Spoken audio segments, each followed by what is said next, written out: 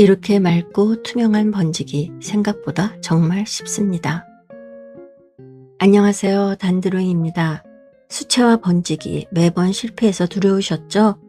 오늘 이 4가지 경우만 알면 완전히 달라지실 거예요. 지금 바로 보여드릴게요.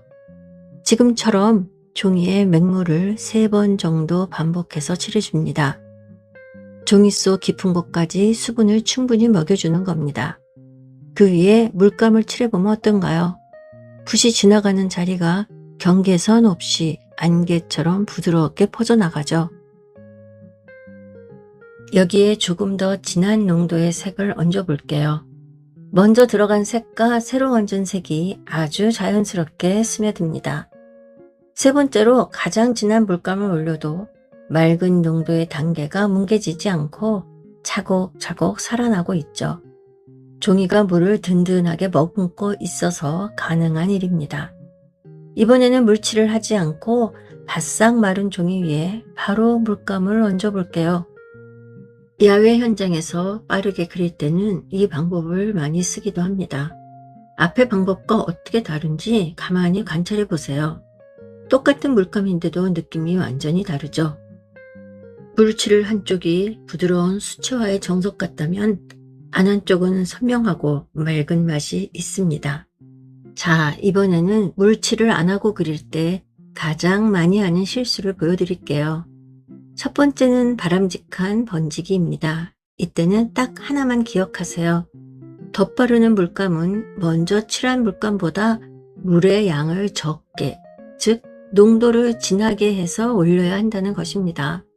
그래야 먼저 채워진 물기를 밀어내지 않고 자연스럽게 스며들어요.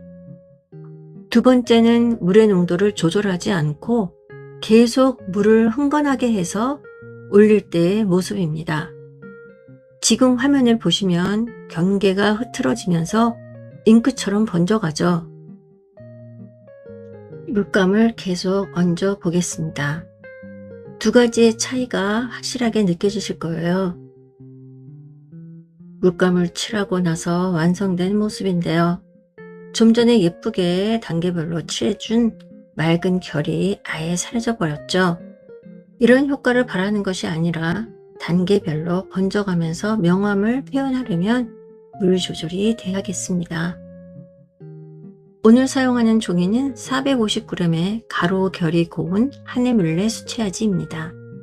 발색펜으로 먼저 간단하게 스케치를 하였어요. 하늘부터 채색을 시작해 볼게요. 먼저 종이에 맑은 물을 스스슥 바릅니다. 이렇게 넓은 하늘을 그릴 때는 아까 배운 것처럼 초볼 물칠을 먼저 해주시는 게 물의 맛을 내기에 훨씬 수월하거든요. 그리고 물칠은 전체에 다 하는 게 아니라 하늘색을 칠할 부분에만 섬세하게 영역을 나누어 칠해주세요. 딱 종이가 촉촉하게 수분을 머금었다 싶을 때 물감 칠하시면 됩니다. 스르르 스르르 번져가는 모습이 참 예쁘죠? 이 번지기 기법은 내가 100% 컨트롤하려고 욕심내면 안 되세요. 그러나 생각보다 물감이 너무 퍼져간다고 생각이 들 때는 당황하지 마시고요. 잠시 물기가 살짝 마르기를 기다려 주시거나 혹은 물이 너무 과하다 싶을 땐 키친타올을 종이 위에 살짝 데워 보세요. 물기를 쓱 빨아들이면서 해결이 됩니다. 옅은 색을 먼저 깔아준 후에는 점차 물의 농도를 줄이면서 진한 색으로 구름의 음영을 만들어 가세요.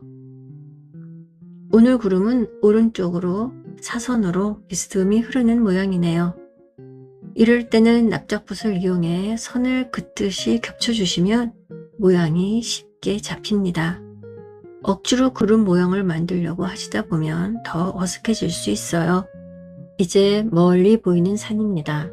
너무 여러 가지 색을 찾지 마시고 채도가 낮은 초록빛과 푸른빛 딱 2가지만 조색하셔서 사용해 보세요. 같은 색이라도 물의 양을 다르게 해서 명암을 표현하시면 충분합니다. 지금 보시는 이 산의 터치도 화면이 완전히 마르기 전에 들어가서 경계가 아주 부드럽게 번지며 그려지고 있죠. 잠시 먼 산 그리는 과정을 봐볼까요?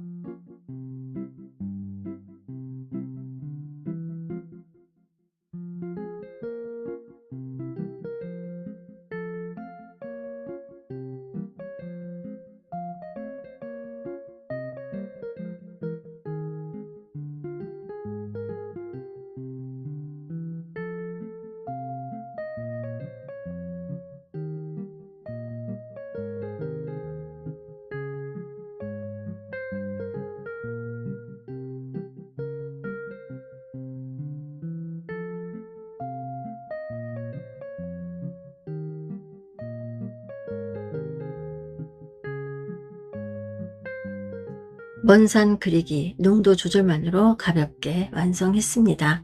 이제는 들판입니다. 초벌 물칠을 안 하고 기본으로 깔리는 연한 초록을 전체적으로 칠합니다. 하늘은 좀 더 부드럽게 퍼져나가야 하기 때문에 초벌 물칠을 선택했었어요. 산 아래에 좁게 흐르는 강이 있으니까 공간을 살짝 띄우고 들판을 칠해갑니다. 이렇게 넓게 펼쳐진 풍경을 그릴 때는 자잘한 묘사는 과감히 피하시고 원근감에만 집중하시는 게 좋아요. 멀리 있는 것은 대충 흐릿하게, 가까이 있는 것은 조금 더 선명하게 그려주는 것이 자연의 이치이자 원근감의 기본입니다. 여기 어두운 부분에 사용하는 초록색은 아까 먼 산 칠할 때 만들어 놓은 바로 그 색이에요. 그래서 수채화를 하실 때는 항상 색을 넉넉하게 만들어 주시는 게 좋습니다. 새로운 색을 자꾸 섞는 것보다는 처음에 쓴 색을 주축으로 섞어 나가야 그림 전체의 색조가 아주 조화롭고 단정해지기 때문입니다. 붓터치를 어떻게 하지 고민하기보다는 전체적인 형태의 덩어리를 잡아주는 게 훨씬 중요해요. 그리고 적당히 물기 있게 붓터치를 하고 있다면 어색하게 붓자국이 얹어져도 자연스럽게 번져가기 때문에 크게 걱정 안 하셔도 된답니다. 지금도 단계별로 명암을 칠하는데 물량을 조절하는 것을 잊지 마셔야 하고요.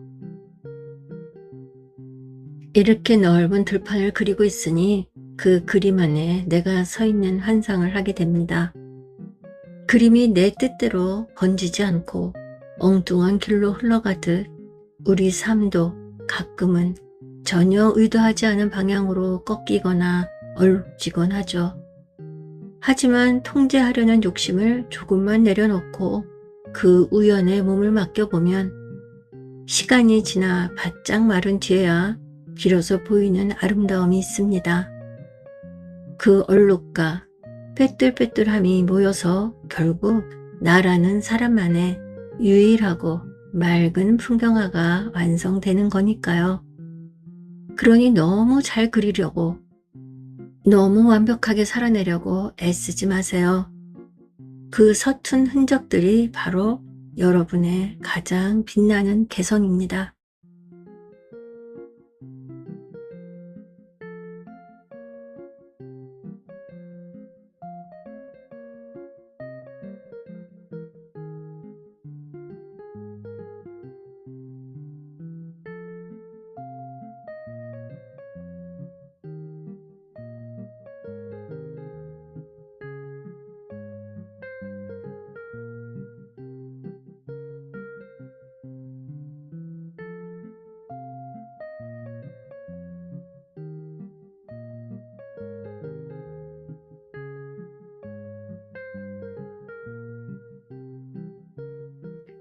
지루할 수 있는 수평 구도의 풍경 속에 수직으로 나무가 서 있습니다.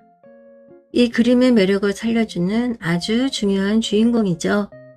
나무를 그릴 때 또 우리가 항상 중요하게 생각해야 할 점은 너무 자잘하게 이파리 하나하나를 분석하면서 그리지 말아야 한다는 거죠. 눈을 가늘게 뜨고 큰 덩어리로 보려는 연습을 하셔야 합니다. 자잘하게 쪼개다 보면 붓터치가 많아지고 그러면 그림이 무거워지거든요. 혹시 나무 그리기가 아직 어려우신 분들은 제 채널에 있는 나무 그리기 기초 영상을 먼저 참고하시면 훨씬 부담이 줄어드실 거예요. 그럼 잠시 나무가 그려지는 과정을 음악과 함께 유심히 관찰해 보겠습니다.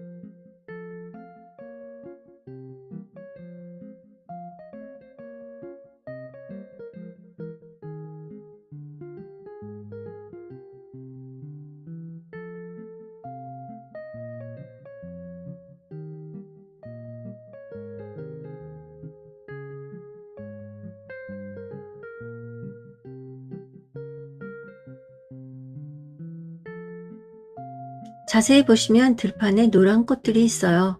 이 꽃들을 하나씩 그린다는 건 참 고단한 일일 것 같아서 저는 뿌리기를 선택했어요. 노란색, 흰색, 초록색을 순서대로 경쾌하게 튕겨보았습니다. 오늘도 함께 해주셔서 고맙습니다. 다음 영상에서 또 봬요.